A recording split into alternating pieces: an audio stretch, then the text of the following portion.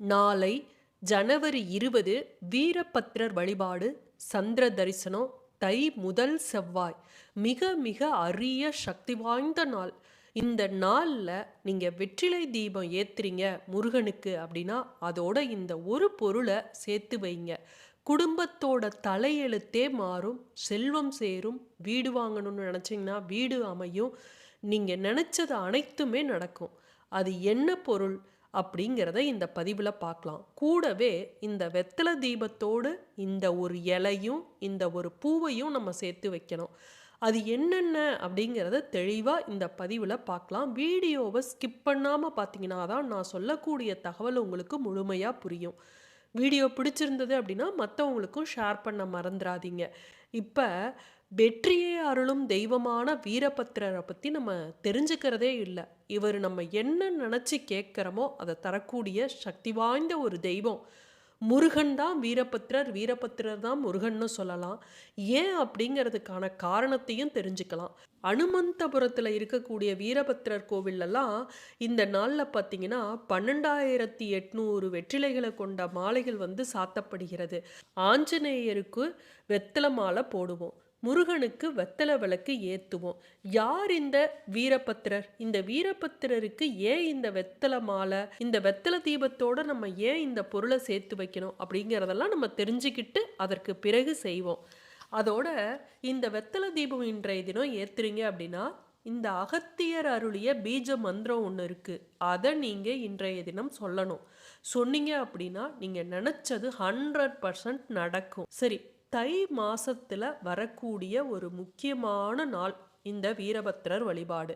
ஒரு வருடம் முழுவதுமே தை செவ்வாயில் முதல்ல ஆரம்பித்து ஒவ்வொரு செவ்வாய்க்கிழமையும் தொடர்ந்து இந்த வீரபத்திரர் வழிபாட்டை தொடர்ந்து இருந்துக்கிட்டு வருவாங்க. நம்ம ஒரு வருடம் முழுவதும் விரதம் இருக்க முடியாதவர்கள் கூட இந்த தை முதல் செவ்வாய்க்கிழமை நம்ம வீரபத்திரர் வழிபாட்டை கடைபிடிச்சோம் அப்படின்னா நம்ம நினைச்சது நடக்கும்.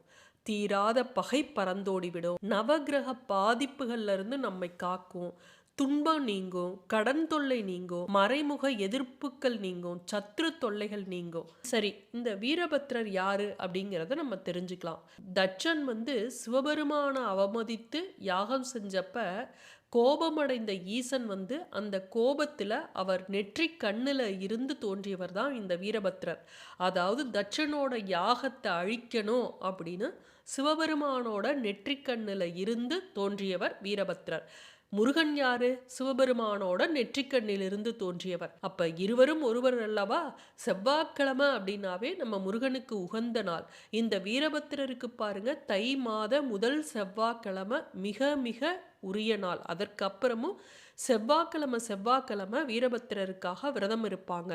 திருச்சி மாவட்டத்தில் கூட திருவானைக்கோவில் தலத்தில் பார்த்தீங்கன்னா வீரபத்திரருக்குனே தனி கோவில் அமைந்திருக்கிறது. இங்கே 6 அடி உயரத்தில் நின்ற கோலத்தில் வீரபத்திரர் இருப்பார். இந்த தை முதல் செவ்வாய் தவிர மற்ற நாள் வீரபத்திரருக்கு எது உகந்த நாள் அப்படின்னு பார்த்தீங்கன்னா ஐப்பசி மாதம் வளர்பிறை அஷ்டமியில் வரக்கூடிய மகா அஷ்டமின்னு சொல்லுவோம்ல, அந்த நாளில் வீரபத்திரரையும் பத்ரகாளியும் குறித்து நம்ம விரதம் இருப்பாங்க. ஜனவரி 20ஆம் தேதி பார்த்தீங்கன்னா சந்திர தரிசனம். அன்றைய தினம் துவிதியை திதி எப்போ ஆரம்பிக்குது அப்படின்னு பார்த்தீங்கன்னா அதிகாலை 3:11 வரையும் தான் பிரதமை திதி. அதற்கு பிறகு துவிதியை திதி ஆரம்பிச்சிருது. யூஸ்வலாக நம்ம திருதியை அப்படிங்கிறது 3ஆவது நாளாக சொன்னாலும் நமக்கு துவிதியை திதியிலேயே வானத்தில் 3ஆம் பிறை அப்படின்னு சொல்லக்கூடிய சந்திர தரிசனம் தெரியும். சரி, அன்றைய தினம் மதியம் 2 மணி வரையும் திருவோண நட்சத்திரம் இருக்குது. ராவுகாலம் பார்த்திங்கன்னா 3 மணிக்கு ஆரம்பித்து 4:30 மணி வரையும் ஈவினிங் இருக்குது. யமகண்டம் காலையில் 9 to 10:30. குளிகை பார்த்திங்கன்னா மதியம் 12 to 1:30. இன்றைய தினத்தில் நம்ம இந்த தீபத்தை எப்போ ஏற்றணும் அப்படின்னு பார்த்தீங்கன்னா ஈவினிங் 6 மணிக்கு மேலேயே நீங்கள் தீபத்தை ஏற்றலாம். ஆனால் மிக சிறப்பான நேரமாக சொல்லப்படுவது இரவு 8 to 9. ஏன் அப்படின்னா செவ்வாய் ஓரை இருக்கு இல்லையா, அது இரவு 8 to 9. அது மட்டும் இல்லை, வானத்தில் 3ஆம் பிறை தெரியக்கூடிய நேரமும் இந்த நேரம்.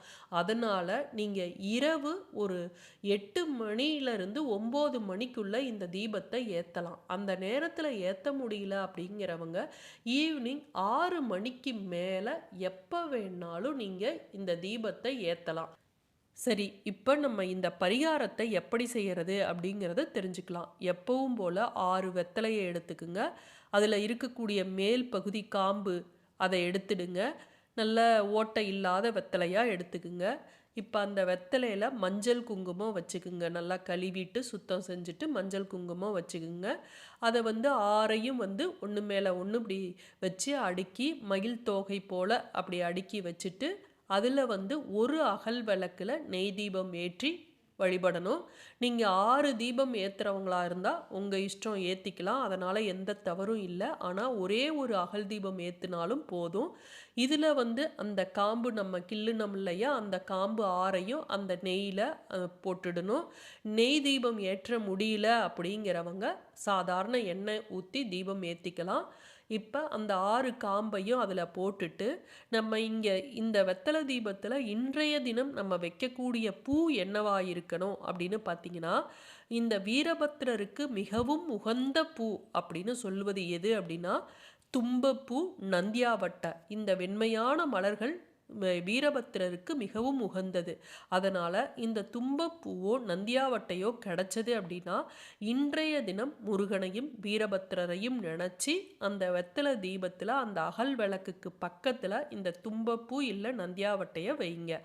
நம்ம இன்றைய தினம் நெய்வேத்தியமாக கட்டாயமாக என்ன செஞ்சுருக்கணும் அப்படின்னு பார்த்தீங்கன்னா, பைரவரோட ரூபமாகவும் முருகனோட ரூபமாகவும் இருக்கக்கூடிய இந்த வீரபத்திரருக்கு என்ன வைக்கணும்னா பால் அல்லது தயிர் சாதம் கட்டாயமாக வச்சுருக்கணும். தயிரன்னம் வச்சோம் அப்படின்னா ரொம்ப ரொம்ப சிறப்பு. ஏன் அப்படின்னா இவருக்கு வெண்மை நிறத்தில் இருக்கக்கூடிய பொருட்கள் தான் வீரபத்திரருக்கு நம்ம வைப்போம். அதுவும் குறிப்பாக தயிர் சாதம் ரொம்ப உகந்தது. இன்றைய தினம் வீரபத்திரர் கோவில் எங்கே போனீங்கனாலும் வில்வ இலையால் அர்ச்சனை செய்வாங்க. அதனால் வில்வ இலையை நீங்கள் என்ன சொல்லிக்கிட்டு அந்த வெத்தலை விளக்கு பக்கத்தில் வைக்கணும் அப்படின்னு பார்த்தீங்கன்னா, அகத்தியர் அருளிய பீஜ மந்திரம் ஓம் அகோராய வீர வீர புரபுர அரி அரி அப்படின்னு சொல்லிக்கிட்டு சிவனையும் வீரபத்திரரையும் நினச்சிக்கிட்டு நீங்கள் 9 முறை இந்த அகத்தியர் பீஜ மந்திரத்தை சொல்லி 9 வில்வ இலைகளை அந்த வெத்தலை விளக்கு பக்கத்தில் நீங்கள் அர்ச்சனை மாதிரி செய்யுங்க. நீங்கள் நினச்சது நடக்கும். என்ன மந்திரம் அப்படின்னா, மறுபடி சொல்கிறேன், ஓம் அகோராய வீர வீர புரபுர அரி அரி. இவ்வளவுதான். இந்த அகத்தியர் அருளிய பீஜ மந்திரத்தை சொல்லிக்கிட்டு முருகனுக்கு உகந்த இந்த வெத்தலை தீபத்தை வீரபத்திரரையும் முருகனையும் சிவனையும் நினச்சி நீங்கள் வழிபாடு செஞ்சீங்க அப்படின்னா நீங்கள் நினச்சது நடக்கும். மீண்டும் அடுத்த காணொளியில் சந்திக்கும் வரை நன்றி, வணக்கம்.